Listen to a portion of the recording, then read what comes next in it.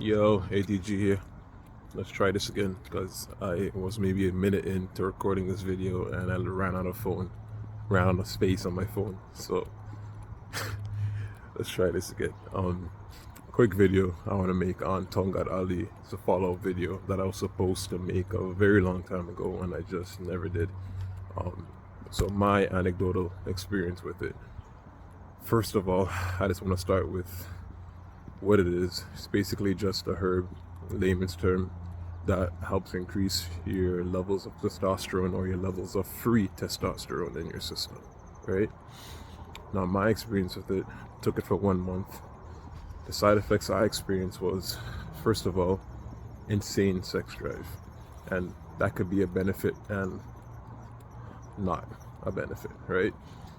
For me, I saw it as both because there would be times where I'm talking like triple maybe the sex drive that I had before.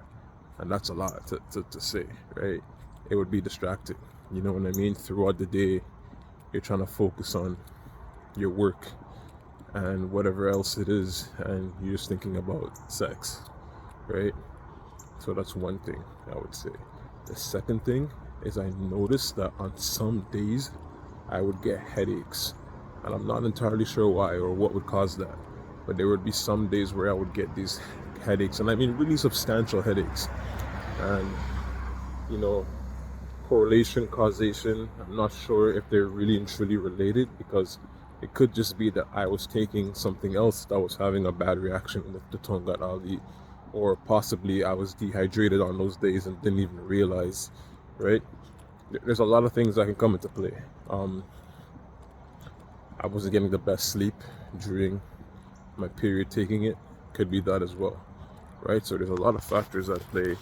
So I'm not going to necessarily say that it was 100% the Tongkat Ali, but that's one side effect for me that I could say I experienced. Aside from that, I mean, that's it. Did I feel more energetic? Yeah, a little bit. I would say so. Did I feel more sex drive? Yes, right? And my sex drive was crazy high, like crazy high. The other thing I noticed is, and I guess this is why it was used as a herb for fertility reasons, right? When I had ejaculated, it was maybe double the amount of sperm that I would usually release, right? I've heard other people having the same exact experience, so it makes sense.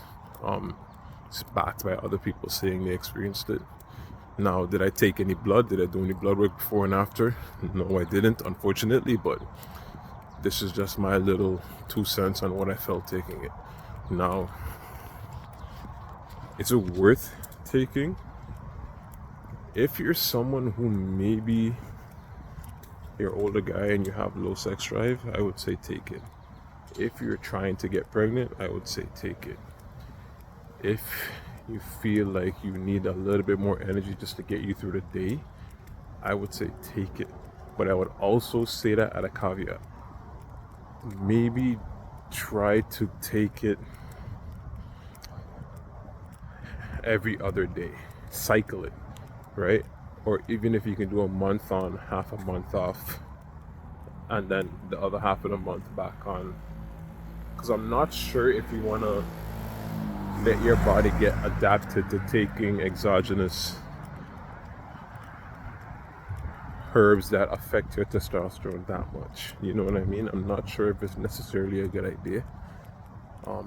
You'd have to do your due diligence and really do your research onto if you want to take it and for how long you would like to take it for. But I actually support the supplement. I'm not gonna lie. If it's something that your pockets can afford without breaking the bank, I would say take them. It's like BCAs. Would I really recommend BCAs to you? I would only recommend BCAs honestly to somebody whose life revolves around them being an athlete, or your regular Joe, but you have the money to be able to afford BCAs as a luxury rather than a mandatory supplement, right? If you don't need to take it, i.e., your life doesn't revolve around you being like a complete athlete in every shape and form, or if you don't have the money or the financials to be buying it comfortably every 2 weeks, 3 weeks, don't take BCAs, right? Similarly, Tongkat Ali, if you have the pockets for it, get it. If you have real serious problems with your testosterone levels, it may be worth trying to see how it turns out. A lot of mosquitoes flying around me. But yeah, that's just my experience with it. My thoughts, my anecdotal. I think sometime in the future I will stock up on it and I'll use it periodically depending on whatever needs I want it for, right? Eventually though, sometime soon, I want to go get some blood work done and check my levels and whatnot. So when I do that sometime in the future, I'll check in with you guys and let you guys know how it affects my testosterone levels. I don't even know what my testosterone levels at, believe it or not. I always assumed it fluctuated just because of how I grew up, my issues with mood regulation, acne, those types of things. I always thought that I had hormonal problems. They would spike and go down, spike and go down.